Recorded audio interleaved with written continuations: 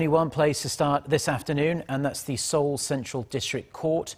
Ousted President Park Geun-hye is there now for a hearing on the arrest warrant prosecutors are seeking against her. Let's cross straight over to our Hwang Hojun, who's been outside the court for us since before the crack of dawn. Ho-jun, like most people in Korea, I was glued to the TV for Park's departure from her home and also her arrival at the court. Well, you're right. It's been a hectic 90 minutes or so here since Park Geun-hye arrived for this arrest warrant hearing, and there's an awful lot of media attention, as you could expect. Park arrived here at 10:20 a.m., just 11 minutes after she left her private residence in southern Seoul. She walked in through entrance number 4, an entry that all other suspects use. Physically, she appeared composed, yet stern, in slight contrast to how she looked when she first left her home, flashing a faint smile to her supporters. The hearing has started and is currently taking place behind closed doors in courtroom number 321, where Park and her lawyers are expected to deny all 13 charges against her.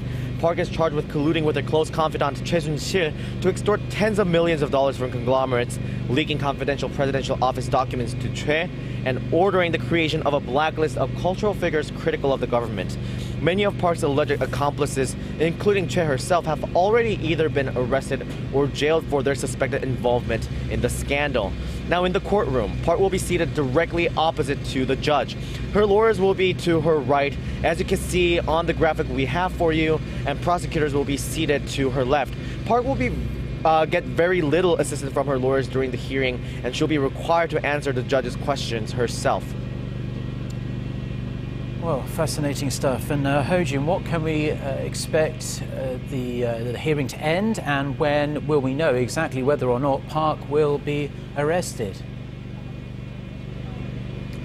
Well, considering the second arrest warrant hearing for Samsung Electronics Vice Chairman Lee Jae-yong, that took over 7 hours. So considering that, this warrant hearing will likely take at least that long or even longer, with the judge hearing arguments from both sides, and then after which he will review the case.